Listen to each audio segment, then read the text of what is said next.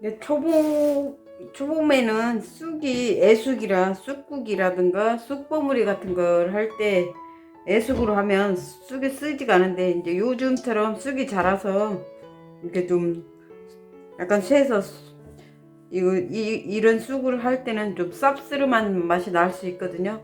이럴 때는 쑥국이나 쑥버무리를 좀 더 먹고 싶어도 그 철이 지나면 그 쑥은 냉동으로 하기도 그렇거든요. 생쑥을 이용해야 하기 때문에, 특히 쑥버무리나 이런 거는요. 이럴 때는 쌉스름한 맛을 없애기 위해서 이렇게 주물러서 뭉그러뜨리면서 씻어주면 그 쌉스름한 맛이 없어진답니다.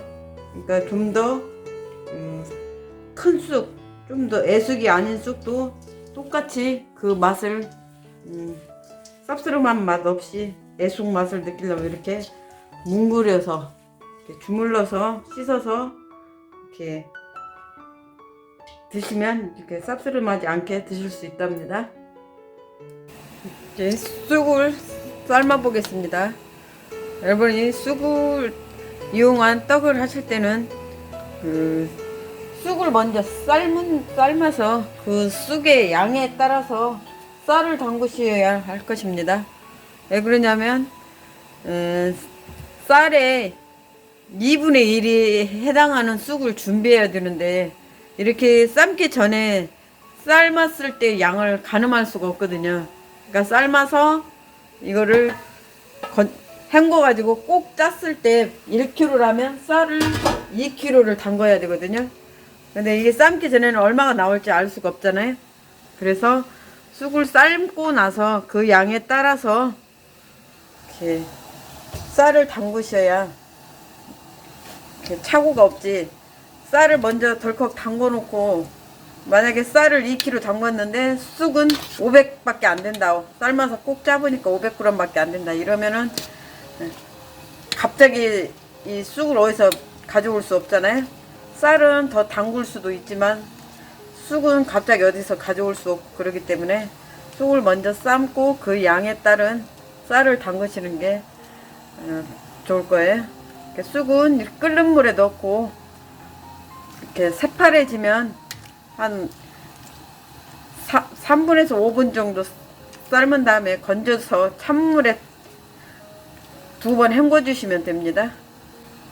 쑥이 크고 센 쑥일 때는 소다를 조금 넣어 주시면 쉽게 물러져요.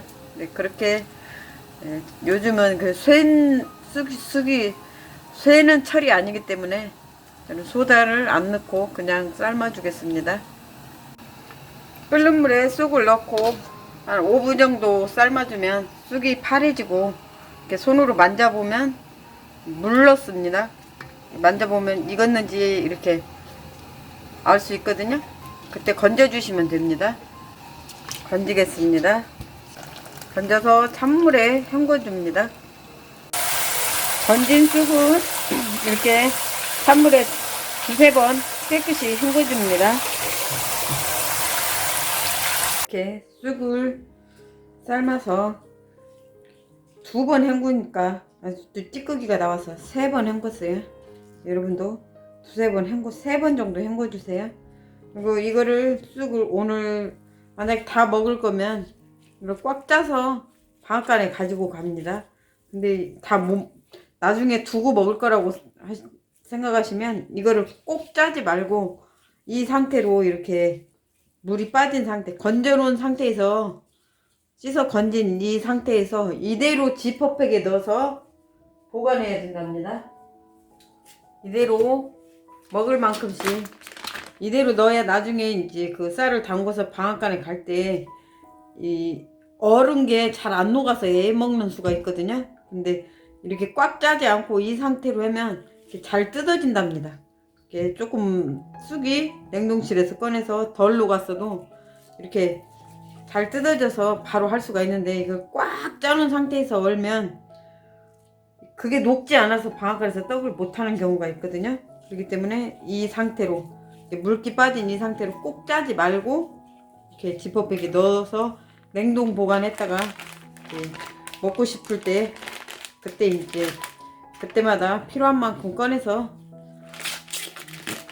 떡을 하시면 됩니다.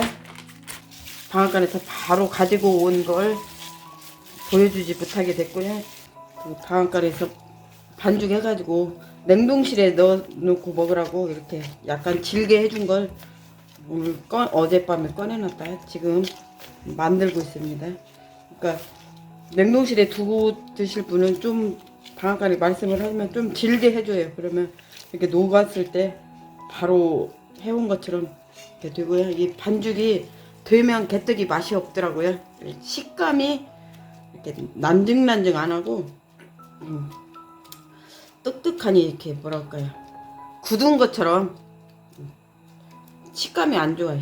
이렇게 만들 때 겨우 만들 수 있을 정도로 이렇게 질어야 이렇게 얇게 만들어지고, 얇게 만들어야 잘 익고 더 쫀득쫀득하고 다 식감이 맛이 좋더라고요. 다 맛있다고 뒤집어져요. 이렇게 해놓으면 된 거는 만들기도 힘들고 쪘을 때 그 식감이 쫀득쫀득 안 하고 그래요. 이렇게 반죽을 질게 해놔서 이렇게 얼렸다 꺼냈어도 지금 이렇게 막 늘어져요. 만들 것도 없이 막 늘어집니다. 이런 상태가 정말 맛있게 돼요. 반죽이 이 정도, 반죽이 참 중요한 것 같더라고요. 개떡을 맛있게 하는 데 있어서 첫째는 쑥이 많이 들어가야 되고요. 그 다음 반죽을 잘해야 되고 간을 잘 맞춰야 되고요.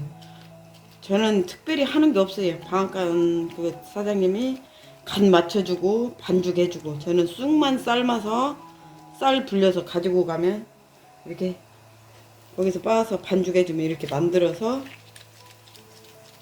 쪄주는데, 바로 만든 건 김이 오른 솥에서 5분만 쪄주면 돼요. 이렇게 한 줄만 찔 때는요. 근데 이제 많이 찔 때는 10분 정도 쪄주고요. 냉동된 거는 김이 오른 상태에서 한 줄을 쪄도 10분은 쪄야 되겠더라고요. 모르겠어요. 그것이 비법일까지는 아닐 것 같은데 저는 그렇게 해요. 이렇게 바로 만든 거는 김이 오른 상태에서 한 줄 찔 때는 5분, 많이 찔 때는 10분 그렇게 합니다. 이렇게 냉동실에 두고 먹는다고 하면 그 방앗간 사장님이 이렇게 더 물을 더 줘가지고 반죽할 때 물을 더 줘서 이렇게 좀 질게 해놓으면 이렇게 바로 반죽해온 것처럼 잘 이렇게 만들어지고 똑같이 난증난증하니 맛있게 돼요. 이제 솥에 이제 김이 올랐어요. 김이 오르면 이렇게 만들어 놓은 떡을 솥에 이제 올려주는데, 이렇게 그냥 이 찜솥에 바로 떡을 놓으면 나중에 쪄서 꺼낼 때 달라붙어 가지고 꺼내기가 힘들거든요. 그래서 이렇게 미리 식용유를 이렇게 찜솥 이 바닥과 이 옆면에 이렇게 좀 식용유를 발라주고 해요. 그러면 들러붙어도 쉽게 띄울 수가 있어요. 이렇게 한 다음에 자기들끼리 잘 안 붙게 잘 놔야 돼요. 여기서도 두 개가 함께 붙지 않게 이렇게 띄워서 놔줍니다. 띄워서 놓고요. 그 다음에 이거 한 번 찌고 또 찌고 또 찌고 하려면 힘들고, 그러니까 이렇게 솔잎을 이렇게 깔아줍니다. 솔잎을 가지채 이렇게 어젯밤에 다 씻어서 물기를 빼놨어요. 솔잎에 물기가 많으면 그 물기로 인해 이 떡이 질펀해질 수 있으니까 이렇게 솔잎을 먼저 맨 밑에 깔고 그 다음 또 솔잎을 깔고 이렇게 얹어주면 서로 엉거붙지 않고, 이 솔잎파리만 따서 하면은 그 개떡과 개떡 그 사이가 딱 밀착이 되기 때문에 잘 안 쪄지겠지만, 이렇게 가지랑 함께 하면 뜨잖아요. 밑에 거하고 위에 거하고. 그래서 공간이 생기니까 더 잘 쪄지고요. 이렇게 솔잎을 깔고 하면 이렇게 향이 또 더 훨씬 좋아서 더 맛있답니다. 이 솔잎을 깔고 한 가지 팁을 또 더 드리자면, 그 쑥버무리 할 때도 이 솔가지를 먼저 깐 다음에 이렇게 삼배보를 깔고 하면,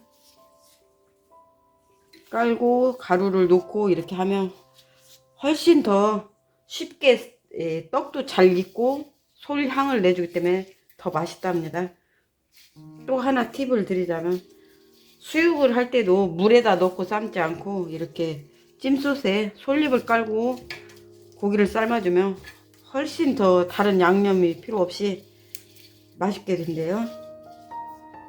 여러분 활용해 보세요. 개떡 하나 찌면서 여러가지 팁을 알려드렸네요. 지금 3번 찔 거를 한 번에 찌고 있는 거예요. 이렇게 기 모른 솥에 올려놓고 쪄주겠습니다.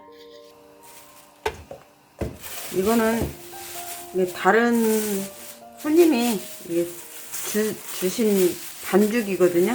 우리 손님들이 잘 갖다 줘요. 근데 이거는 이렇게 반죽이 돼가지고 냉동실에서 꺼내니까 여기 전라도 구한말로 속해 같아요. 가지고 이거 만들려면 힘들 것 같아요. 이거는 이제 일 끝나고 저녁에 와서 물을 더 치고 하든가 해야지 도저히 지금 못 만들 것 같아요. 이렇게 반죽을 냉동시킬 거는 반죽을 조금 필히 좀 질게 해야 된답니다. 이렇게 돼버리니까요. 이제 떡을 꺼낼 때는 이렇게 물에 참기름을 부어줘요. 참기름을 섞어서 발라주면서 꺼냅니다. 10분이 돼서 떡을 꺼내 보겠어요. 떡을 꺼낼 때는 김이 다 나가기 전에 이렇게 바로 이 솥에 있는 떡에 기름을 이렇게 참기름을 골고루 발라줍니다. 그러니까 이 김이 날아가면서 떡의 표면이 마르거든요. 수분이 다 날아가면서 마르니까 마르기 전에 얼른 이렇게 참기름으로 코팅을 해줍니다. 참기름으로 코팅을 해주고요. 꺼내는 이 주걱에도 기름을 발라줘요. 그리고 이렇게 김이 마르기 전에 이렇게 꺼내야 이 솔잎에서도 잘 떨어져요. 이렇게 떡이 쪄졌다고 불만 끄고 방치해 두면 이게 짝짝 달라붙어 있어 가지고 꺼낼 때 잘 안 떨어지는 경우가 있거든요. 그러니까 이렇게 김이 떡을 찌자마자 바로 이렇게 꺼내 줍니다. 참기름으로 코팅을 해주고요.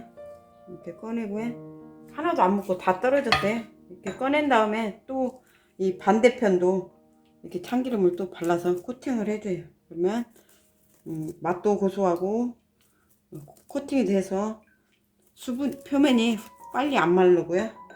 오랫동안 촉촉하게 맛있게 먹을 수 있어요.